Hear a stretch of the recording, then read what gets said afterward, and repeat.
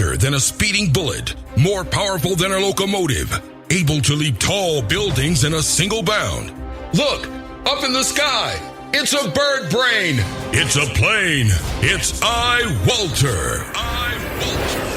Yes, it's iWalter, strange visitor from another planet who came to Earth with powers and abilities far beyond those of mortal men. iWalter, who can change the course of mighty rivers, bend ears with his annoying voice, and who disguised as Walter Interranti, mild-mannered janitor for a great metropolitan newspaper, fights a never-ending battle for truth, nonsense, and the American way.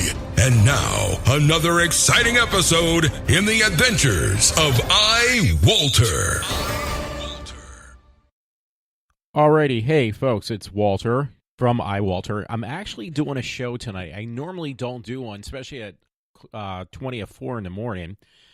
And the date today is Wednesday. It is Wednesday, April 11th, 2018.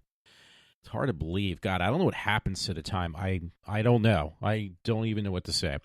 Anyway, I'm going to try to use GarageBand again. I spent the whole last episode, I haven't done, have not made a show in a long time, so I did one, and I wasn't too pleased with it because I made a lot of mistakes, and I was experimenting with this damn GarageBand, so I'm not used to it. So, I really don't have much to talk about. It's a bit more complaining to do, because it was funny. I actually mentioned to some woman at work, I said, you know what? In a nice way, I just said I get very irritated by people acting like children, especially adults, acting like they're still 15 years old. Did a whole show on that. Because that really bothers me. It just really, really irritates me. Grow up, act like an adult. So it was fine yesterday, but then today she hid until she had to go home, and then she snuck up to the time clock and punched out. And I'm sure if she heard this, which she won't, so I don't have no worries there, that she would say, "Oh, I had something important to do." It's like, yeah, I believe that one not. Like, I am not that stupid. I might have a low IQ, but I am not that stupid, So, once again, children at my job, just grow up. Stop acting like you're in grade school. And it's funny because I have a story about that. Not about work, but just pertaining to people acting like idiots. And that's exactly what they are. They're freaking idiots. And I get really, really irritated by that. Crap, I don't even know where to start. Well, one thing I just got to clarify right now. I was trying to read the story that, the friend from work had sent me on this person, Assad, and I was like, what the hell is Assad? I don't really follow the news that much. I'm not like hey, if you want to get current events, don't come to iWalter, because you're not going to get anything that is, of valid use or whatever you want to say. I don't know. So I was listening to Bill O'Reilly, and if there's something that really catches my attention, then I put it on the air, and I have people I want them to, kind of tune into what I'm interested in. It's my show. I'm going to do what I want to do. And it's a freaking podcast that nobody even listens to. So I misread this story, and then it was like Bill O'Reilly talked about it yesterday, and I didn't know that until I started listening to it on the way home. And he was basically talking about how Assad is once again using, from Syria, I believe he's from Syria, Assad is this dictator. I don't know anything about Assad. I'm sorry, I'm not that well informed when it comes to political news. I should be, because I do listen to politics all the time, political shows, Rush Limbaugh, Bill O'Reilly, and Ken Matthews. But I like my news to be light, because I absorb it a lot better. Well, Bill O'Reilly tonight talks about Assad. I'm listening to it, and he says about chemical weapons being, dropped on the civilians or whatever in that the country of Syria. The one story I read, they're foaming at the mouth and things. It's horrible. So this was something. Chemical warfare is not a cool thing to work. that's usually a no-no. You don't want to do that. But with these terrorists, as I like to call them, they use chemical warfare and other means that are very what is the correct word? Immoral. So so that's exactly what he's doing. He's dropping chemical weapons on people. This Assad, and he's doing it again. So it's a very important thing that needs to be addressed. I'm not going to go into grave detail because I'll just mess up the story again. So I just want to get that clarified, that I apologize. I didn't know, and I still don't, but I'm just saying, I didn't know what they were talking about when they said about Assad. So I was like, Assad, what is that? Is that the car, Assad? No, seriously, I did not know, and I completely got that story completely messed up. I'm trying to keep from the profanity, because if I do, which I know I'm going to mess up, I won't have to put a higher rating on my shows or explicit. Yeah, because I keep on I get tired of having to put explicit. That the text or contents has some profanity in there, because if it does, then I have to use I have to kind of clarify that, or whatever you want to say, that hey, he used a little bit of cursing in here, so I don't want to take any chances. So I just make it noted in how the show is going to be presented for people to look at. Because if there's something inappropriate or some foul language used, then I got to kind of put a rate in, so to speak. I'm not using the right term, but there is a thing on there that says that the context tense is, I'm going to try to say this again, explicit. So, you got to let people know this stuff. Otherwise, you get yourself in trouble, and I won't have a place to put my podcast anymore. And that's not a cool thing. I'm paying for this damn thing. Damn's not that bad. I think I can get away with that. Anyway, I quickly pulled up a couple stories, because that was the main thing. It's just that pathetic behavior I have to deal with every day at my job. It's just like, and it's funny because I'm listening to Bill O'Reilly tonight, his recap on his podcast, because he does podcasts now. He doesn't do any news on the cable news like he used to.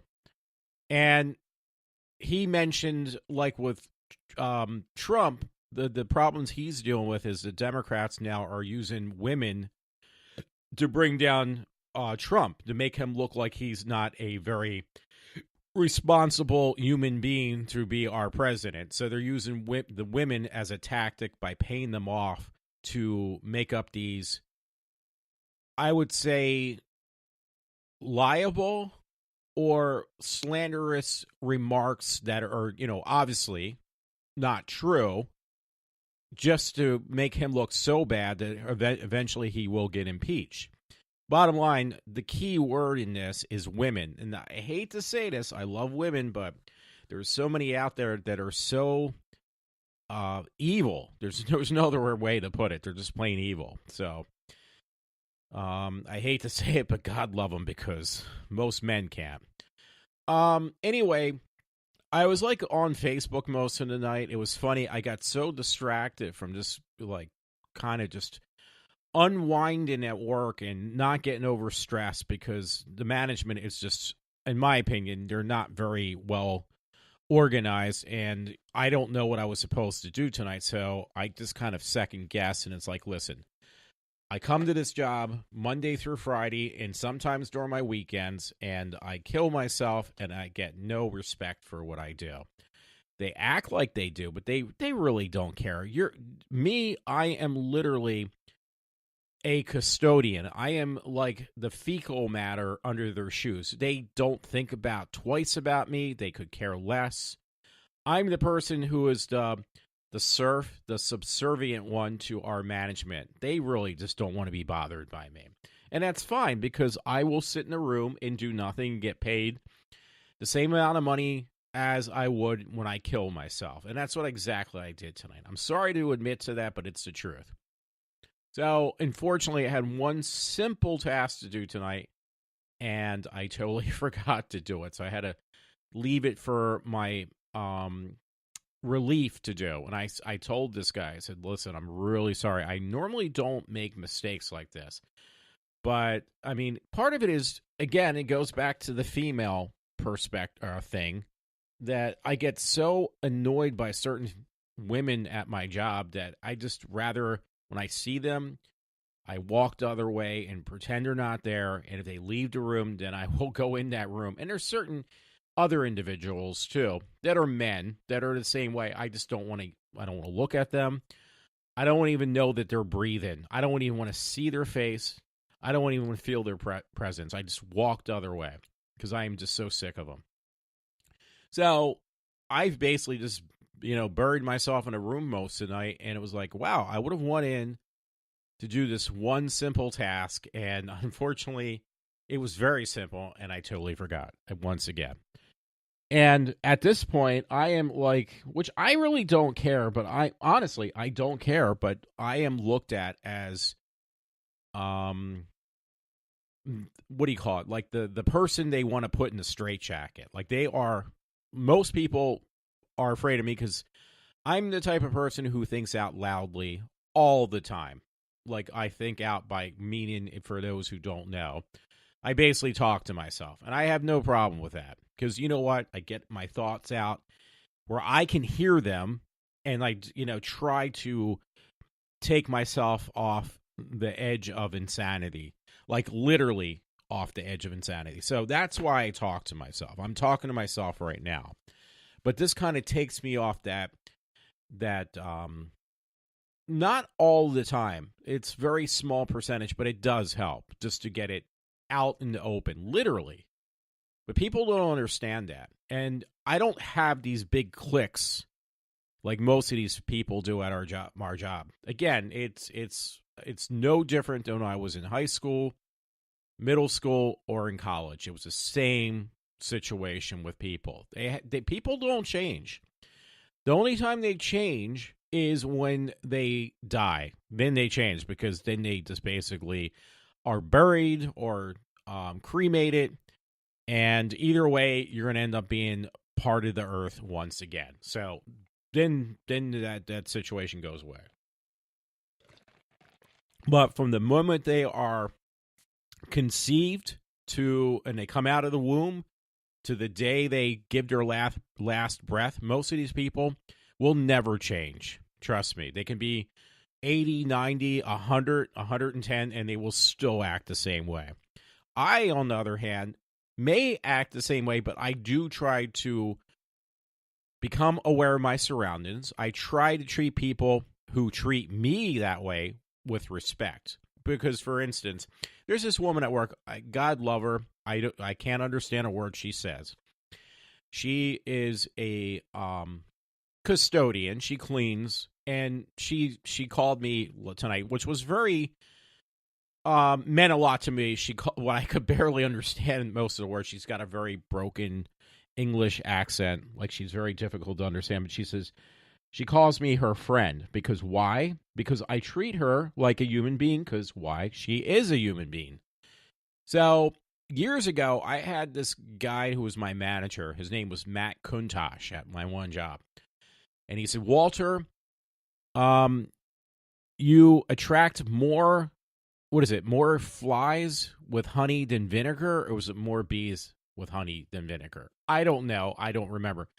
The important thing is not saying that correctly. The important thing is, you make more friends by being a nice person. I'm trying to be careful when I say it so I don't have to. Being a total jerk is not going to attract people towards you. But I hate to say it, I normally treat people the way I want to be treated. But when they come off on me on the wrong foot, then that stops. And I try a couple times with some people. But some people just don't learn. They don't learn. They just continue to act like jerk-offs. I think I can get away with that, too. They're complete idiots when it comes to, if you want to have a person treat you with respect, maybe you should treat them with respect. Now you're going to say, well, Walter, why don't you do that? What I do, I try to treat people the way I want to be treated. I joke with them.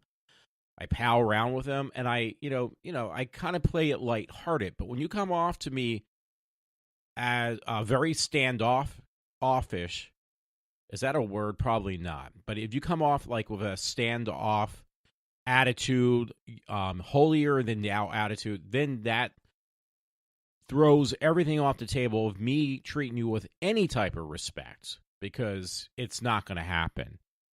It's a two-way situation. It's not a one-sided issue. Well, I should treat you with respect, but you can treat me like a piece of dog crap. No, that's not going to happen. That's the bottom line. You treat me like a piece of dog crap, you ignore me, you just walk away, you make up poor, lame excuses to get away from me, then, hey, that's great, because you just brought in a conflict with me and you, or should I say you and I, and that's going to create more problems. So don't look at it like, oh, I don't understand why Walter's being so mean to me. Well, it's very easy, because it's that you had insisted on acting like the way you do, like a jerk. So I'm going to treat you like a jerk.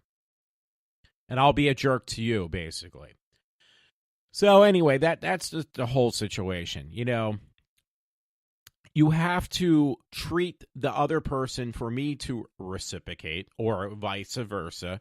You have to treat that person with respect. When you don't treat that person with respect, and you are being disrespectful, don't expect me to be like kissing your feet and treating you like like you're God's gift to the universe, because that's not going to happen. And some people, it takes them a very long time to learn that, and some, obviously, most don't ever learn that. Now, again, I there's this woman at work. She's a custodian. She does the cleaning. She does an excellent job. But she loves like coming up and just saying, "Hey, how are you doing tonight?" I say, "How are you doing?" But it is very difficult to understand her. The communication between me and her is very difficult. But she enjoys the fact, because she gets locked. Our buildings are secured buildings, and she gets locked out. I said, "I feel really bad. You should have security clearance to get in our building, because you're cleaning our office areas and our break rooms and stuff like that." And she does an excellent job. And I always have to keep my eye open to see when she comes by, because most people won't let her in the building. It's like she's here every single night for the next couple weeks, because we change. We have a very big, I want to say, foundation with different buildings. And they change, the company who does our cleaning, they change which buildings they clean. They rotate them. So they don't have a permanent home at any particular building for very long, which is good and bad. I guess they don't want them to become too comfortable for some reason. But the bad thing is then they don't get clearance to wherever they're going either. So it's kind of a weird situation.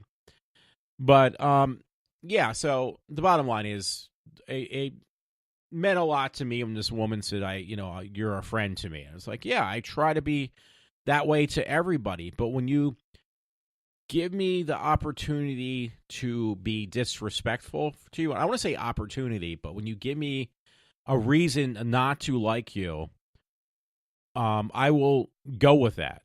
If you're going to be disrespectful to me and very odious or ignorant to me, I'm going to give it back. I'm not going to take it. I never did when I worked in retail. Why am I going to take it now when I work at a job that is out of the retail business?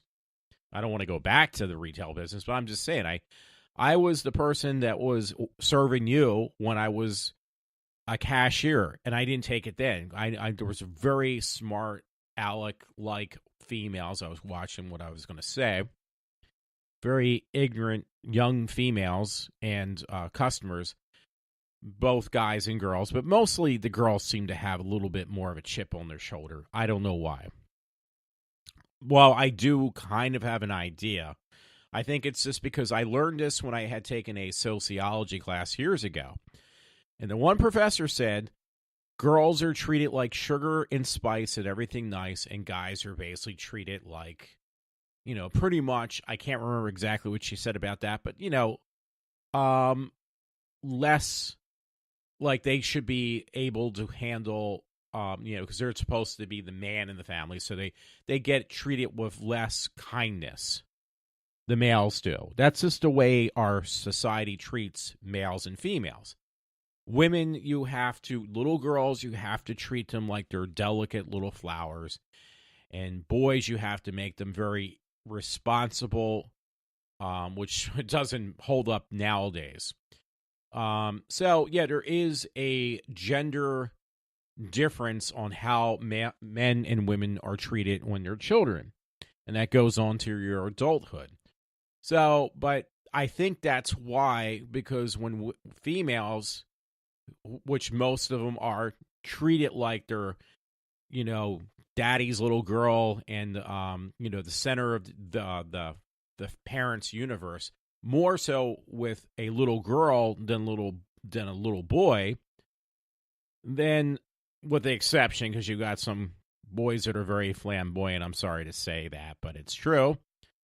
When these girls go out into the real world, they still have that attitude like, well, hey, my parents all my life, especially my father, always treated me like I'm the center of the universe. Well, now you're not.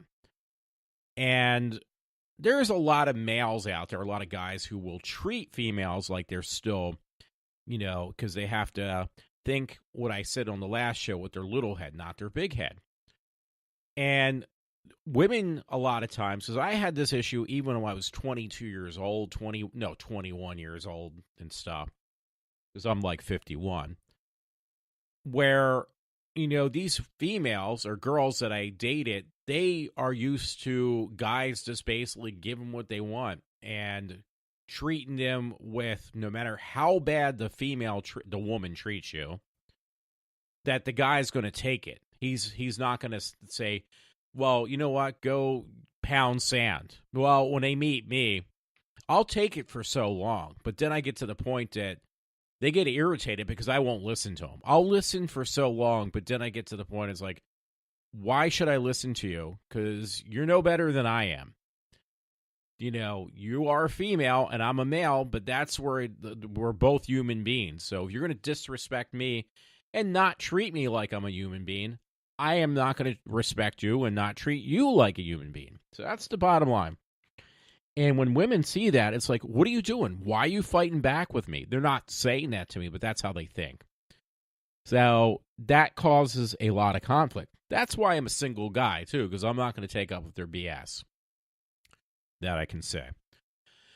Anyway, a few little simple things, because like I said, I have really no stories. I did pull up a couple just for entertainment reasons.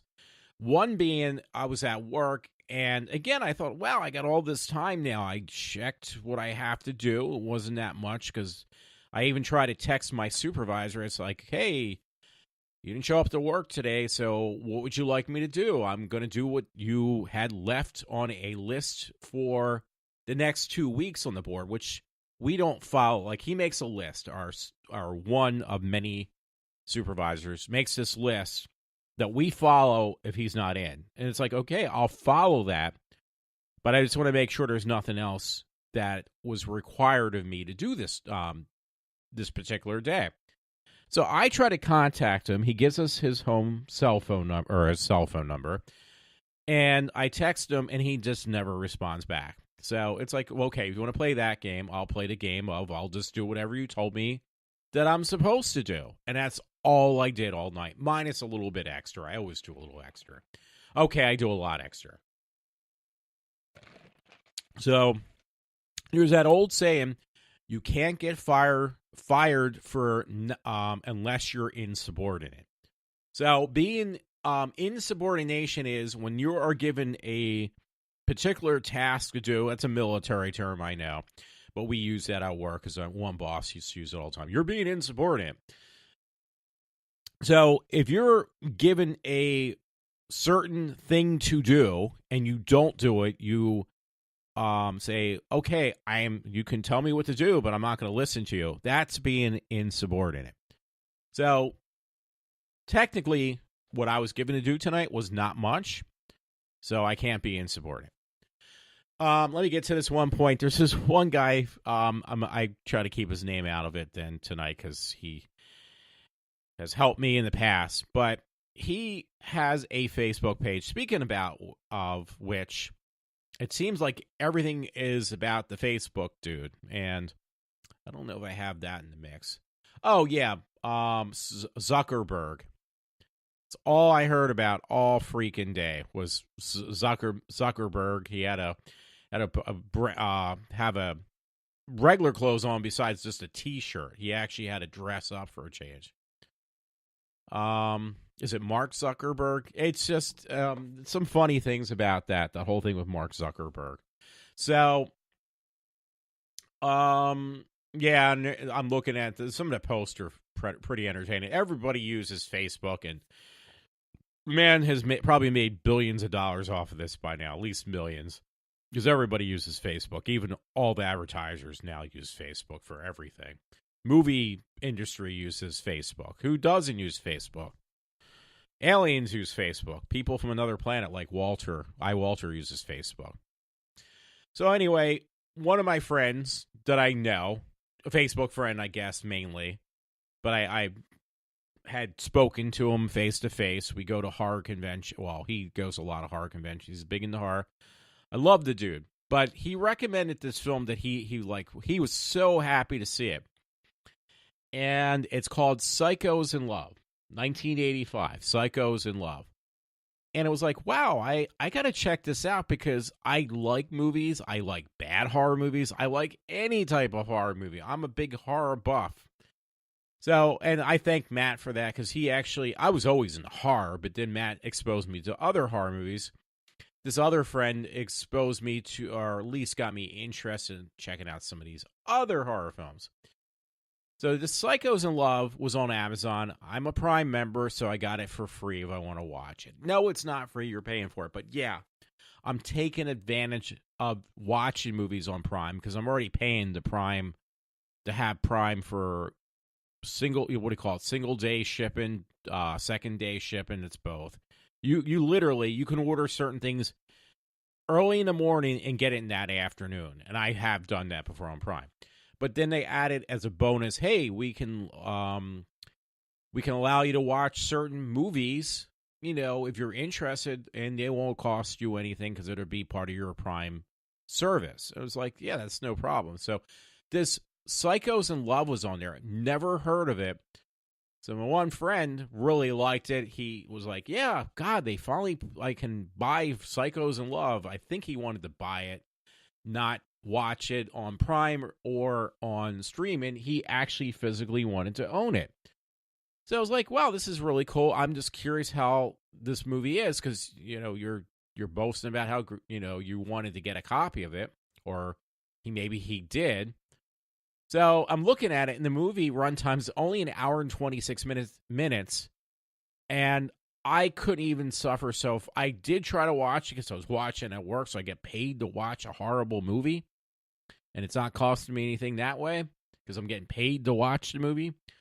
So I watched part of it, and it just was so, in my opinion, it's so bad. It's really bad. And it's meant to be bad, I guess, because I'm looking at it was only 22 people on Amazon, at least. This is an older movie, but Amazon has it right now, which is good because I'm not going to pay for this movie. I won't even try to steal the movie if I could because it's just so bad. But it was like 22 viewers, and 73% of them actually enjoyed the film. There's a small smidgen out of that 22, 4%, which is probably two people who just couldn't stand the movie like I am talking about it now. Because this movie is really bad. Now, there is a movie, I got Shudder. Shudder's costing, I think, $5 or $6 a month. And I really wasn't using it until recently because they actually put some pretty interesting movies on there. And they got this one movie that is meant to be bad, and it is very funny. And I can't remember the name off my top of my head. It's just too early in the morning. I got to get some sleep, so I'm not going to look it up. But it is really funny. If for folks who like to check out horror movies or really off-the-wall science fiction films, I would say just do it for at least a month. Check out Shudder.com. They got some pretty interesting things on there. But this one movie is so funny. It reminds me Kevin Smith meets one of these bad exploitation horror directors. Because it's got comedy, it's got horror, and it's got zombies that are sex zombies. Now, that was already done with the sex zombies, by the way. And it was a movie called, with the same similar thing. It's not Shudder, though. It's Shivers. Shiver? That was Cronenberg, I think, did that. Shiver. Now, Shiver is about sex zombies. But this is like pure comedy, actually, with this other one. I know Stranger, the word Stranger is, or Strange Night or something.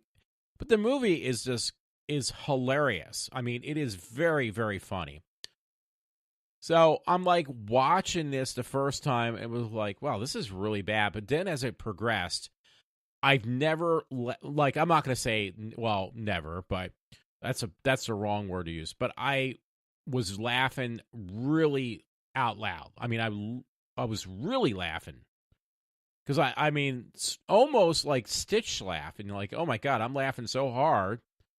I'm like bending over laughing. It was almost that funny. So I'm trying to look, because somewhere along my timelines on texting people, I had sent them a picture of this movie, on Shudder. It's not even that important, but the bottom line is it was just like, oh God, this is so crazy. Because there was a movie I said, this is up there in my book with this film years ago called Flesh-Eating Mothers, and there was a sequel called Rabbit Grannies, which was funny, but not as good as Flesh-Eating Mothers. But it is definitely up there as like a comedy horror movie. Oh, here it is. Okay, I found it. Yeah, and even the poster on the thing is meant to let people know, hey, this is a funny movie. Don't take it seriously, which you can't. It's called Night of Something Strange. It was worth, that movie alone was worth paying the $6 for that month. That movie alone.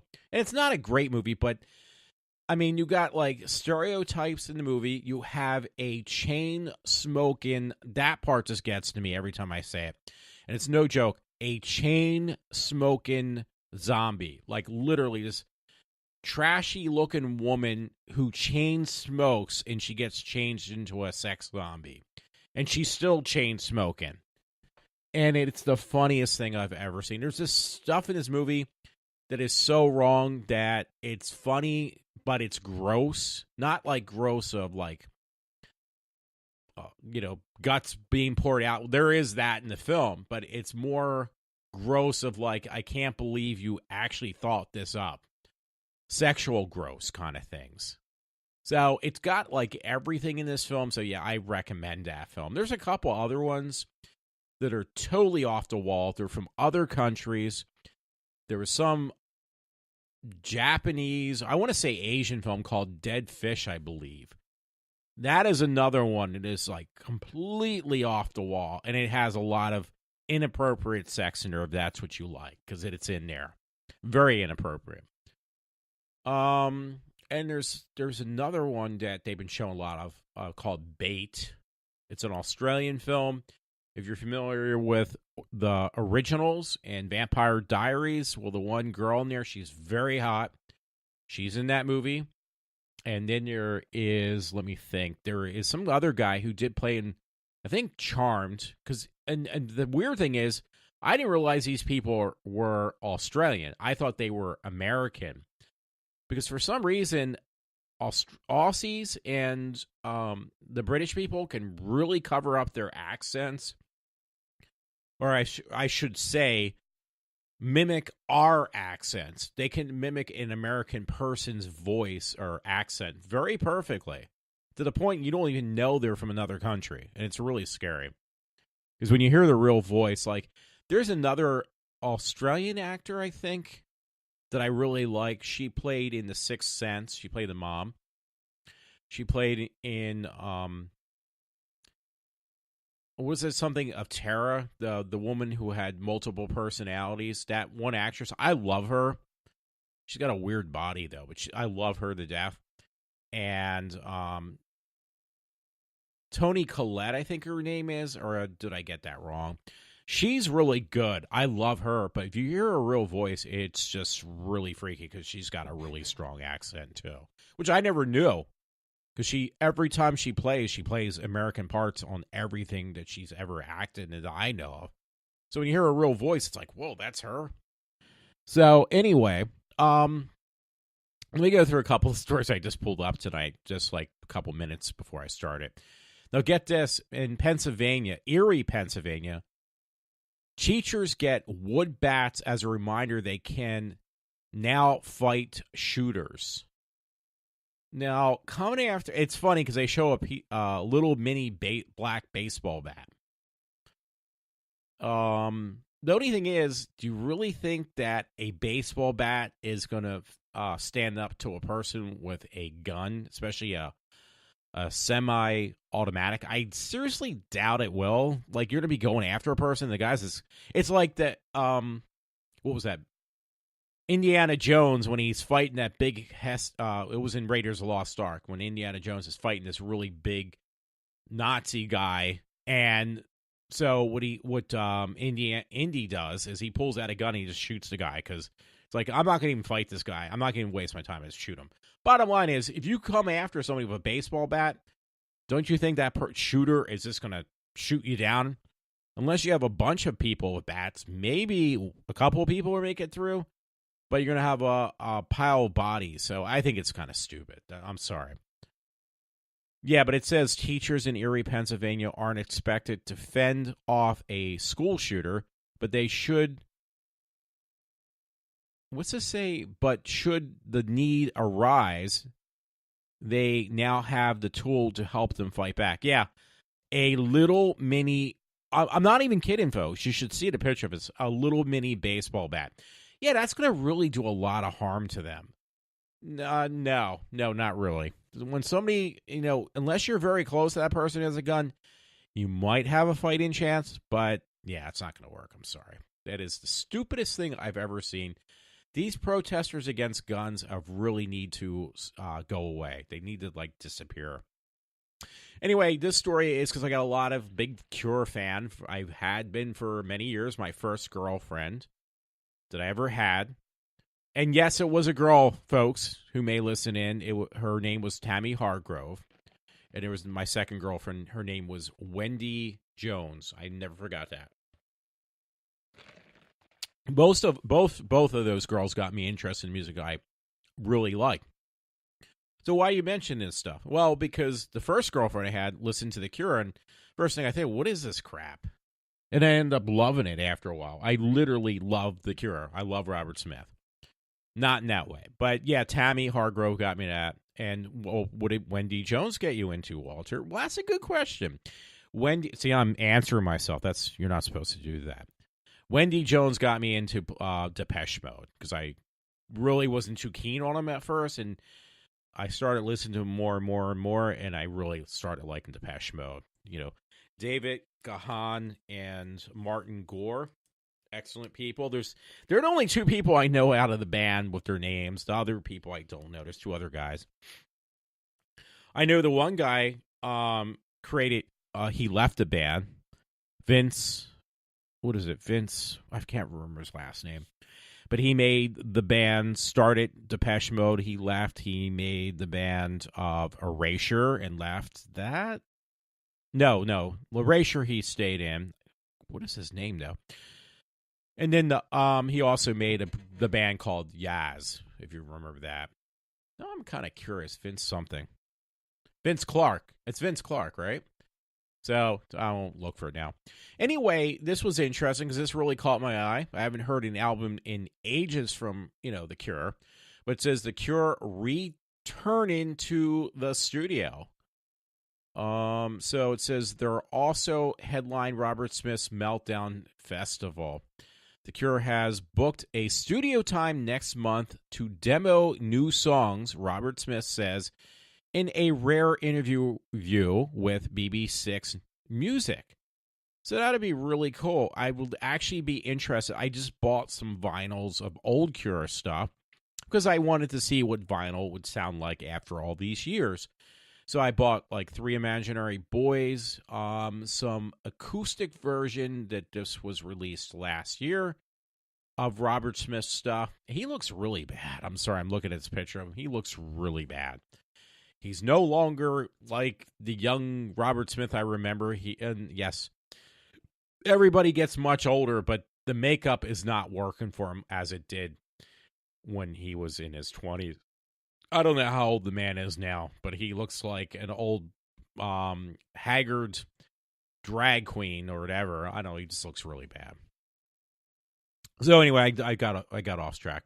It says it goes on to say Smith says curating this year's Meltdown Festival encouraged him to discover a wealth of new music, which became a catalyst because I've suddenly fallen in love with the idea of writing new songs. So this is really cool. Kevin Smith. Where did I get Kevin? There is a story of Kevin Smith in there, by the way, and Stan Lee. But Robert Smith. I've always been interested in his music. I don't know what it is. So I would just be very curious. There's certain songs, even like I remember when I first, because I bought that on vinyl, just because I wanted that magic of the jacket. That's why I bought a couple Cure albums. I was trying to think, okay, I wanted to buy this little suitcase record player, and I didn't know what kind of vinyl to buy. It's like, what would be something that I would be interested in listening to again? So I bought 3 or so Cure albums, ones that I was just really interested in hearing once again. And one of them was Disintegration. I remember when I first bought Disintegration, it may have been on CD. I heard the album, and it was like, this is horrible. It's nothing like what The Cure ever did before. I was very angry and very upset about it, but then over time, it grew on me, and it was like, wow, this is incredible. What was I thinking? And it got to the point, like, I couldn't get enough of it. And I remember, I think it was me and a roommate, we went to the Disintegration tour, and it was down what is now Wells Fargo, years ago, 30 years ago, whatever it was. Wow, it's hard to believe. Yeah, I guess it's about 30 years. And Depeche Mode was incredible. I remember seeing them. But yeah, The Cure is just more, it's something like, one thing I will say with Robert Smith and stuff, they really don't go too far from the original sound. Like some bands, they do progress, and sometimes those progressions are in such a way that I just lose interest and listen to that particular band. Not many of them do that, but some of them, just to stay with the times, they will change their style of music, and I just lose the interest. I just have no hinkling to want to listen to them anymore. I don't know. Like The Cure, I would say, is one that really, if you listen from the early Easy Cure stuff, because that's what it was originally called before they called it The Cure. Yeah, there was a difference in the sound or what they sang, but, you know, Robert Smith was always known for singing, like, pretty much, he was punk rock or goth music, whatever you want to call it. And that style, even when he made a quote-unquote pop album, really did not change that much. So, that being said, that's why I kind of, like, stick with that. I already mentioned about the Zuckerberg one, so I'm not going to mention any more about that. I don't want to read about it. I really could care less. You know, I heard about it on Rush today, and that was good enough, and there's nothing worth repeating. Alrighty, so then that leaves me with one last kind of comment, but my friend Todd, he sent this to me on Facebook, because he knows how this stuff just makes me, like, stir crazy. So here's a story New York Post, and let's see when it was dated. April 10th, and that was yesterday now, right? It is 11th, I believe. Yep. Prostitute busted for having sex with a 14-year-old boy. Wow. Great job, lady. Great job. It says a Scottish, looks like hypnotherapist, was busted in Florida. It says it does say Scottish hypnotherapist. So, it's somebody that is some type of certified clinical psychiatrist or psychologist, I guess, because it's a hypnotherapist, was busted in Florida for having sex with a 14-year-old boy who paid her $480 for a hotel. Trist police and a report said the Orlando teen said he was searching. It looks like Quora.com. I've never heard of it. And found Sophie Bell, later identified as Sarah Lewis McGill by her UK passport, according to her arrest report. So let's get this cut to the chase before I really sabotage this story. I mean, the title alone speaks for itself. That's why you make the title, kind of like catchphrase or whatever. But yeah, it says prostitute busted for having sex with a 14-year-old boy. Which what it seems like, though, by the way, is it's some professional. Well, not a sex professional, but some other type of professional who had taken advantage of a 14-year-old boy. That's what I'm gathering. I'm sure there's something else in the story which I'll look at, but I'm really don't care.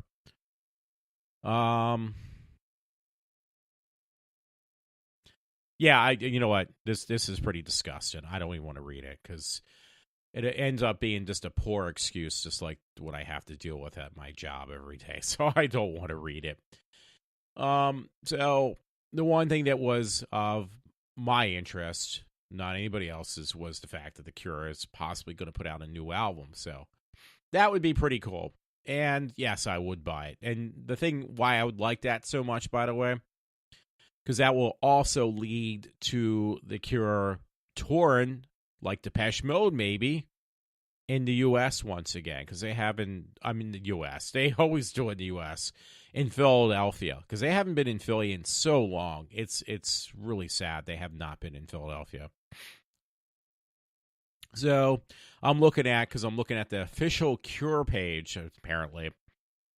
And some of the stuff they re-released, obviously on vinyl too, because I did buy Three Imaginary Boys, the vinyl with the thicker vinyl, 180.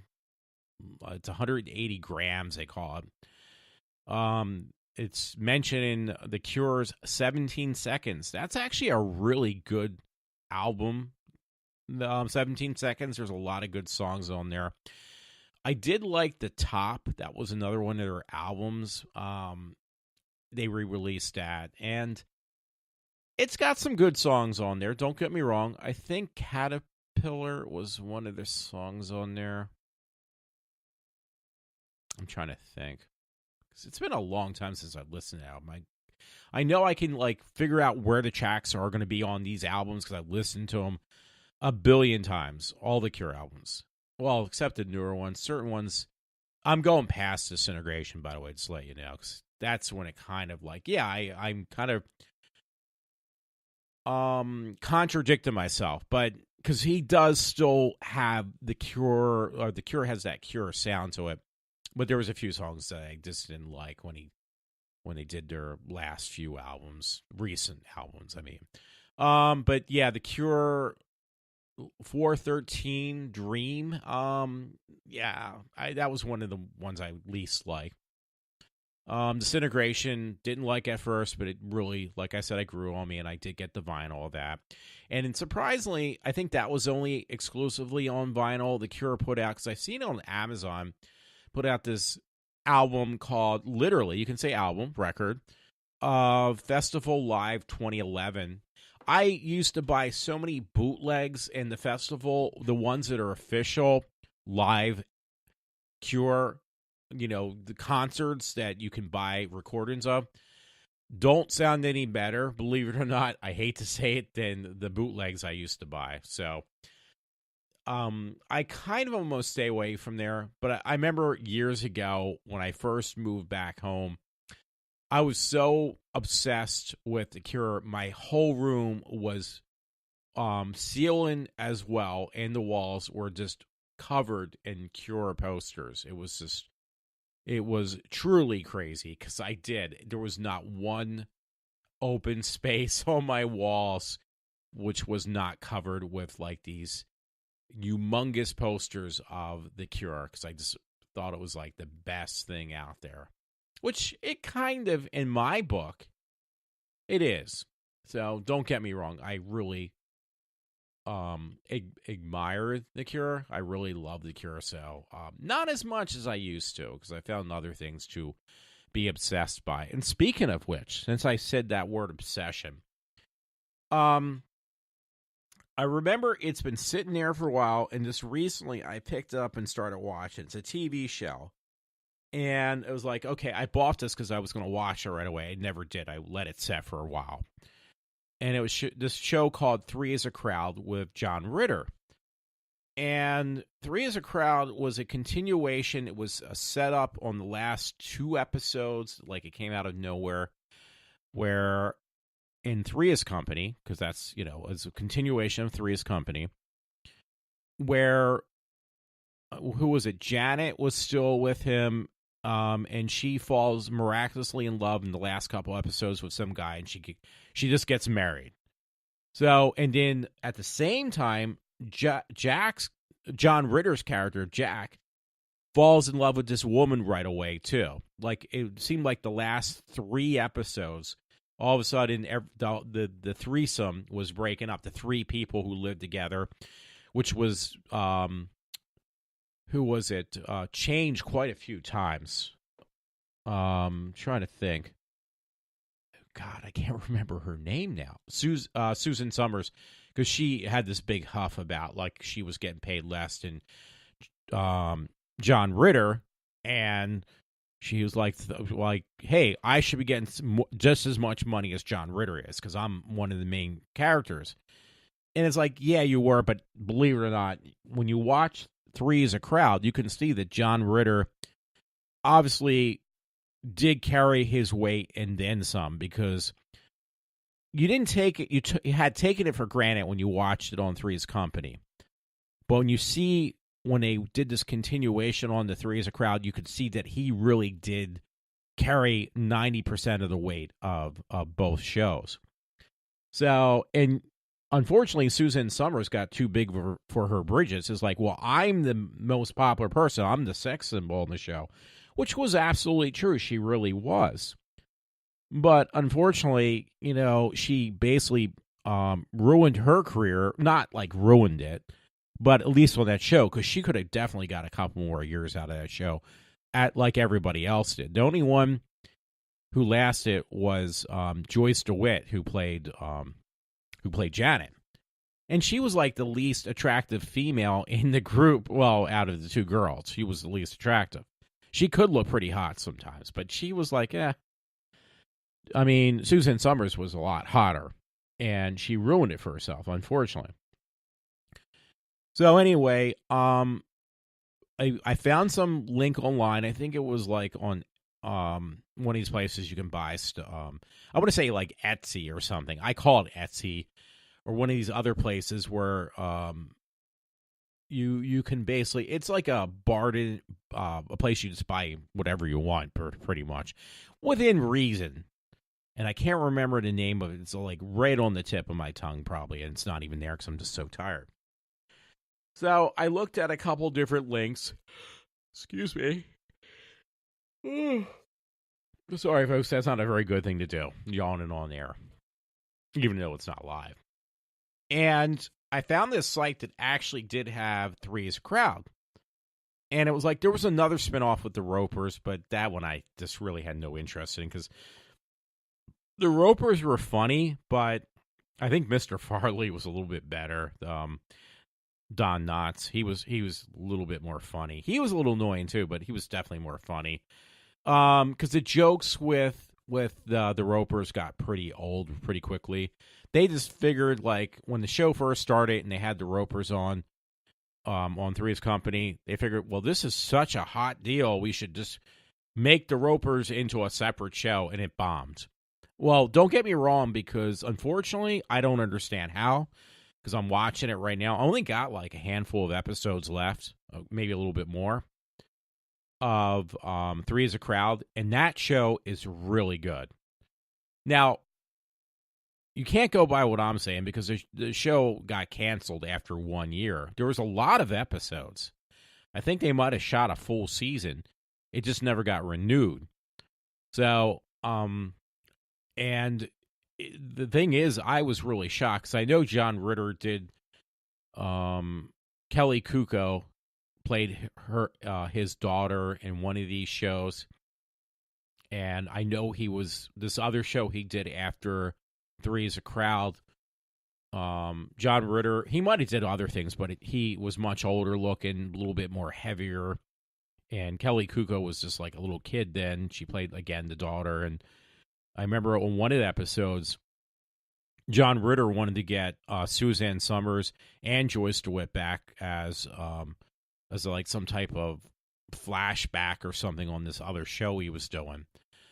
But honestly, I think the best was, and I'm watching them again now, is the shows he did with Three as a Crowd. And there was no stop on the series, because what they did was they overlapped the last couple episodes of Three as Company with show prep. Like, and that's another thing, when you watch Three as a Crowd, the very last season of Three as Company, Jack opens his own restaurant, and that is actually the start setup. It's the starting point of him, putting money into this dumpy place, turning it into a very nice restaurant, and that was like the setup that was slowly transition into the show known as Three as a Crowd, because the new series actually takes place the whole entire time at this restaurant that he opened up. Like, it's funny, because if you watch Three as Company, you take it for granted, but every episode was 2 stages at most, maybe 3. Okay, I'd say 3. Sometimes a little bit more, but most of the time, every episode, honestly, even when Joyce DeWitt's character, Janet, gets married, she gets married in their apartment. So every episode, that is that stage of the apartment. Once in a while, you see Jack's friend, because they actually had him do a cameo. It was the used car salesman guy. I can't remember his name. They had him on one of the Three as a Crowd as a cameo appearance on there. The friend that was on every Larry, the used car salesman. They showed his apartment, which was basically, I think it was the same apartment. They just kind of rearranged a few things. As far as, what do you call it? Because it was all stage shot, so it was the same stage. They just kind of changed the scenery around a little bit to make it look like a different apartment. I could be wrong. And, because it was probably a very tight budget, and it made a lot of money, because that show, Three's Company, was on for a long time. Well, obviously the Ropers won, but that was a continuing thing, because it went from the Ropers' apartment to Don Knotts' apartment when he was on there, the character he played. And then the Regal Beagle. The Regal Beagle was the other thing. So the bottom line is, Three's Company was really popular for, I would say, 6-7 years. I forget, because I have all the boxes for, the whole box set of all the seasons, and watched them all and loved them all. But the point is, when they made Three as a Crowd, it was the same thing. They used only like 2 sets for everything, pretty much. And one or two shows on that season that was released, yeah, they might have maybe one or two other studios, or what do you call it, setups for to look like different scenery, but most of it, everything was shot in the restaurant, or there was supposed to be an apartment above the restaurant. That's where all the stories were taking place. Most of them, not all of them. I shouldn't say all of them, but most of them. And honestly, it's a really good show. The stories are well written. The same ingredients on a couple of the shows was the same thing, so they must have had similar writers, or probably the same writers from Three's Company, because obviously there was that overlap transition from the one show to the next. But, where it's usually a sexual thing, misinterpreted, sexual type of comment, or what do you call it, comedy, where things are misinterpreted, somebody doesn't hear something correctly. So it had, if you like Three's Company, I just don't understand. That's what I'm trying to get at. Why why didn't people like Three as a Crowd? Because the thing I hate the most about Three as a Crowd is I wasn't a big fan of the intro for Three's Company, but you got used to it. It was been on for ages. You never thought twice. Well, the intro for Three as a Crowd was just really bad. It was really, really bad. The theme song was horrible. The setup was horrible. The stories, though, were just as good as Three's Company, in my opinion. They were really good. Some of them were a little bit almost like heart-wrenching. The ones, because there is a lot of episodes for season one. I think the biggest disappointment I have in Three as a Crowd, in case I said Three's Company, it's Three as a Crowd now, is that they did not how this show did not survive. I don't understand how it did not survive.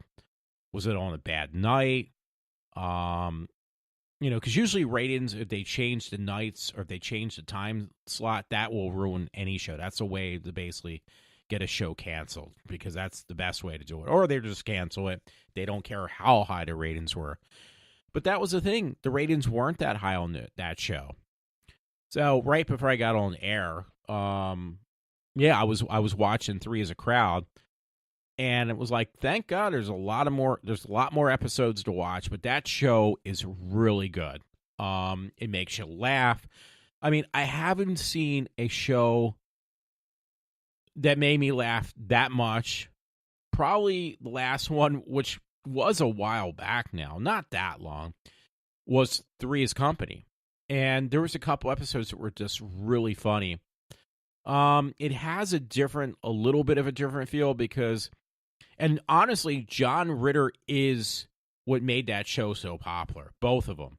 I hate to admit to it, but it really is the truth. Because in Three's Company, John Ritter, though, his character, he was the one, he did a lot of funny things. And it's the same character. John Ritter doesn't change Jack that much. The only thing that changes with Jack, instead of chasing all these different women around, he is, more interested. He literally makes it very convincing that the actress who plays his girlfriend is the only one he's interested in, and that's it, which is kind of, if you watch the progression from Three's Company to that, it's really well done. I mean, John Ritter did a great job. The funny thing was, in the one episode with Larry brings over in his apartment, because what happens is the very last episode, Larry leaves California, but then he comes back because he runs out of money. But so I assumed that Larry was going to be a regular character. No, he was just doing a cameo, the character, the actor who played Larry. So he comes back, and Larry has this party at his house, and who does he bring? Because you've heard this name of this one girl that both Jack and Larry were always interested in. And I heard this name, and you can't help but laugh. If you watch Three's Company, or you're familiar with the show, when you heard this one girl's name, you had a laugh when you heard it on Three as a Crowd. And who Larry brings over is this woman, this character named Greedy Gretchen. So it was a joke throughout the show with Jack's living girlfriend, and both parents of the girlfriend are regulars on Three is a Crowd, but all of them call this girl named Gretchen Greedy Gretchen. And it's like, yes, that was like the inside kind of joke when you watch Three's Company all the time. It was like Jack and Larry talking about Greedy Gretchen, because basically Greedy Gretchen was a girl that, you could have your way with her anytime, any place, whenever you want it. So, that was the inside joke with that Greedy Gretchen. And I don't know if they ever actually showed this character, Greedy Gretchen, but they did mention it quite a few times on a couple of shows. And then you finally got maybe they did show her and I just don't remember because there were so many episodes of Three's Company. But the fact that they brought the character of Greedy Gretchen on, she's like a floozy kind of girl, onto Three is a Crowd, it was just like, that alone just made me laugh. And it just like had that, yes, this is literally the same universe as Three's Company. It really is. It's just the progression from being a gigolo to being a person who really wants to settle down now, the character of Jack. And it's funny because you watch the very first episode of Three's Company, you can see the progression of that character, like changing from and they incorporate everything from Three's Company because it's actually the same character that John Ritter plays. The guy, they mentioned how he was in the Navy, obviously, in the new show, because it is a continuation. How he was, how he went through cooking school in Three's Company, and then he worked for that one restaurant where he got fired and brought back, and then finally he ended up buying his own restaurant. And then it's like the progression of like, hey, I want to marry this woman, but she's too afraid to marry me. So they just move in together, which Jack was not happy about. But it's a continuation of his life, this character. It's a beautiful transition, and it's a great show. I just don't understand again. Anyway, folks, I've talked about this way too long, so I apologize. I just wanted to do a short show, but nothing's ever short with me. So thanks a lot for listening to me. I just had to kind of get my mind off of work tonight, and this is the best way I know how. So thanks again, and I apologize for babbling on so long. Everyone have a good night. This is Walter from iWalter, and yes, I am signing off for tonight. Have a good one.